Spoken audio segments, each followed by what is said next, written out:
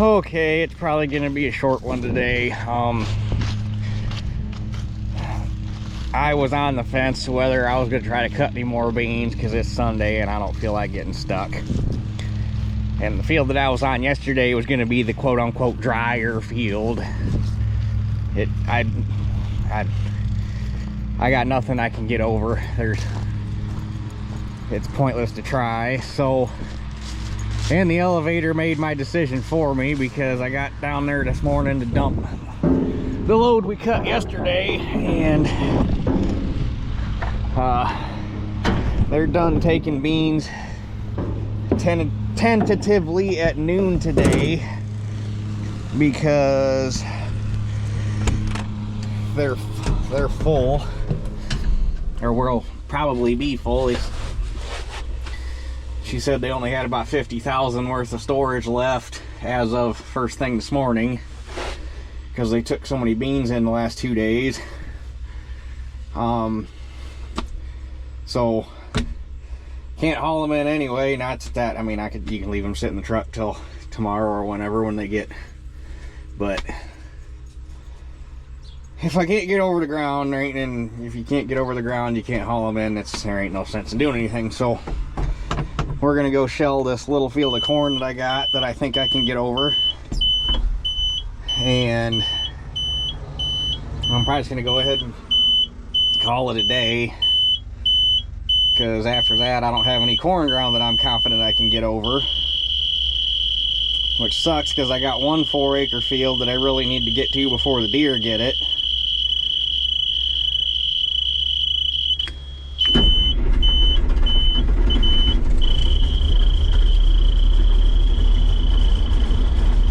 But I don't think well, I know I won't be able to, I ain't gonna be able to get over it. You bury the son of a bitch trying to get down around there's a kind of a low spot, swamp slash pond, and you ain't gonna, it's just, well, it's the field that I had to abandon last year because the deer ate all the beans off.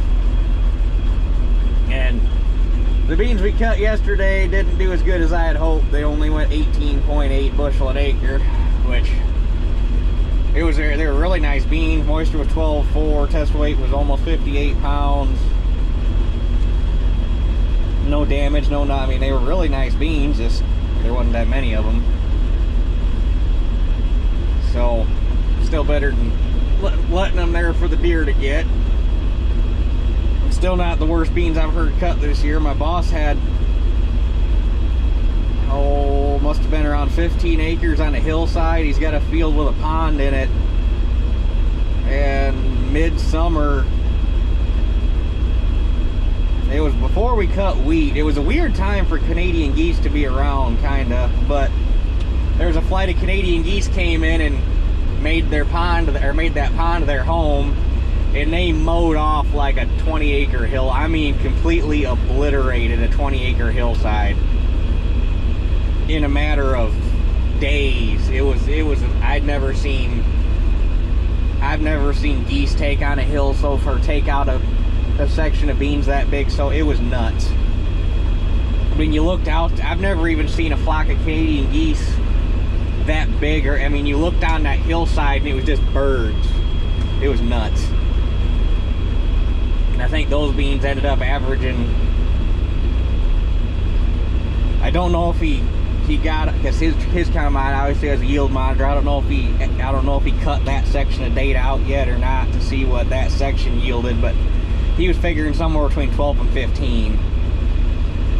So sometimes you win, sometimes you lose. This year is more of a tie than anything else. So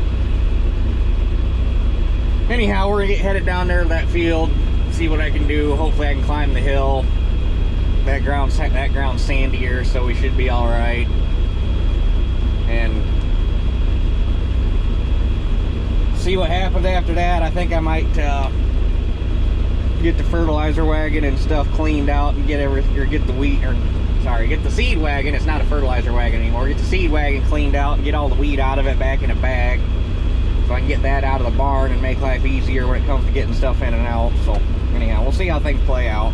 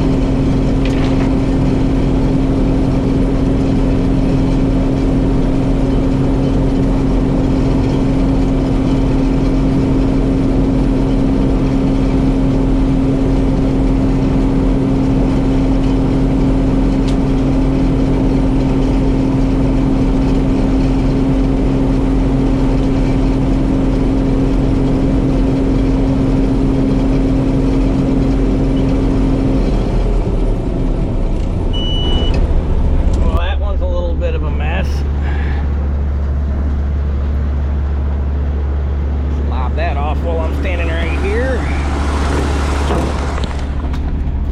This little saw is handier than heck, I tell you what. 10 out of 10 would recommend.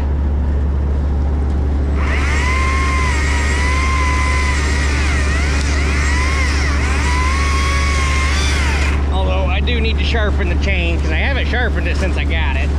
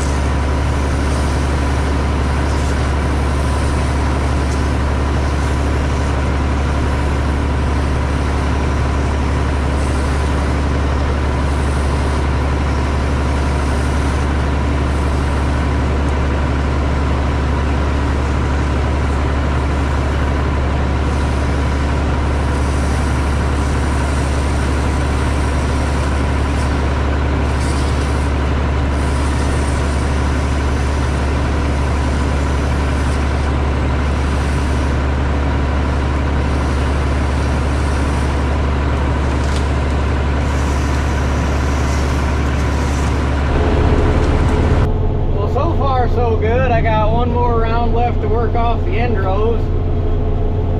It'll paw, right there. It pawed a little bit in a couple spots climbing the hills, but I have yet to cut in, so that's the difference a couple miles across the border into the state of Indiana makes in soil type. Go home, you can't hardly walk across it. You come down to here, you can do just about anything. You can probably come down here and chisel plow this right now if you wanted to. This is God's dirt. I love this field. I wish it was bigger. I'm not even greedy. If I could have like 20 acres of good Indiana dirt just to come down and play with, I'm not greedy.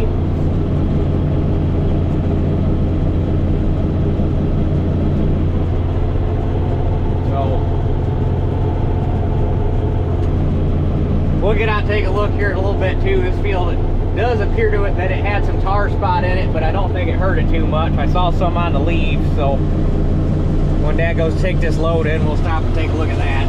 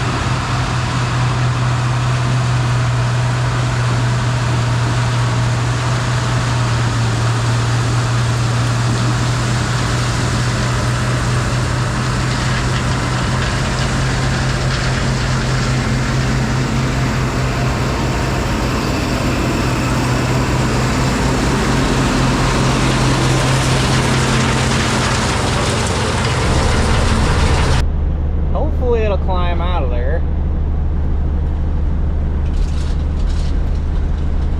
It should. That's fairly dry ground right there.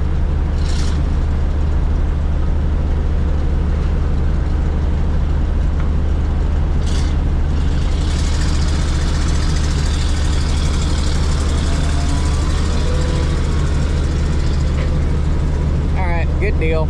Truck's not stuck. I had a buddy I know just a little bit north of here. They were cutting beans yesterday. His dad was parking semis in the field and they got the semi stuck. Of all stupid things. Alright, we're almost done. Ground's just wet enough. I can only get the hopper full to about the bottom of the bubble up auger, and that's all the more she wants to before she starts pawing up the hill. So, but tar spot.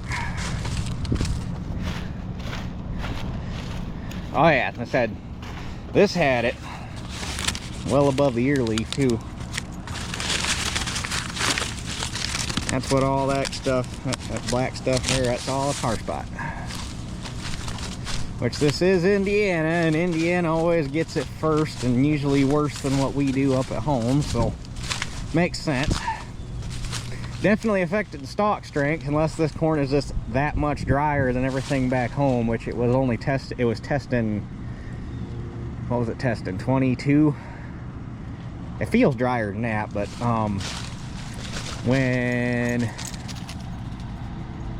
I have to, when I'm driving or when I'm shelling, I have to keep the ladder outside the corn, because if you have the ladder flipped up with the handle hooked out, you'll come by and you'll hook the corn like that, and everything else so far, the stalks have been, the stalks just flick underneath it like normal, and it's not a big deal. Well, this stuff, apparently the stalks are not in so good a shape because of that tar spot, and it's actually pulling the corn off. So I have to run with the ladder out here, which ain't no big deal. It's a small field. You just make your pass to split it open and then you work off the land, but it was just something I had to be aware of. Like I said, I wish I could farm even 20 acres. There is a field, you take that path through and there's that clump of trees right off the end, and then it opens up on the other side, and there's a 20-acre field over there that just got sold last year.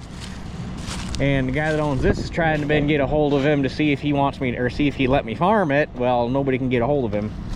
He's from Indianapolis. You got another absentee landowner coming in, because we need more of them around here. But anyway, just waiting on Dad to get back so we can finish up. Put a pretty decent little pile on the second load. Dad said the first one tested 19.1, so that's impressive. It's drier than what my tester was saying it was. Almost the driest corn I've shelled so far. So anyhow, I'm calling it for the day. It was an enjoyable morning. It feels like afternoon, but it's not even 1 o'clock yet, the way the sun is. But it was an enjoyable Sunday shelling corn. We didn't get stuck, we didn't cut ruts. Might as well end it on that. So we'll go home and tally up the score, and I'll tell you what this field ran, and we'll call her a day. Okay, real quick, just to wrap things up, that field did pretty good. First load test weight was 54.9, second load test weight was 55.2, so that's been the best test weight I've had so far. Moisture on the first load 19.2, moisture on the second load 19.4. Really basically no damage or foreign material. Number 2 grade, the grade down because of moisture. So yeah, and at 473.6 bushel total off of that field, 3.2 acres, 148 bushel an acre. That field is the most consistent field I have on both corn and beans. Like two years ago when there was corn on there, it averaged 143. And unfortunately I'm getting better at keeping track of that kind of information, but unfortunately I only started doing it, that would have been 2021. Yeah, 21, yeah, so that would have been 2021 was when I actually started keeping track of it in a notebook, so I can't tell you anywhere for... Actually, if I probably dug the weigh tickets out, I could probably tell you from 5 years ago.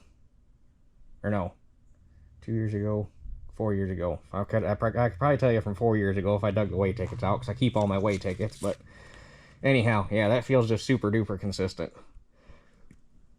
And its biggest, that ground down there is 200 plus bushel an acre ground. Its biggest limiting factor is the trees all the way around the outside. I guarantee you, because basically you lose the first 12 all the way around the field for the most part. I guarantee you if I could have picked up, if the first 12 rows all the way around the outside actually yielded something, that number would be north of 200, but what can you do aside from clear cutting the woods and farming the whole thing, which would be nice because that guy actually owns 20 acres, but only that 3.2 is tillable. So, but anyway, that gives you where that field's at. So yeah, I guess that's it for this one, and we'll catch you guys on the next one.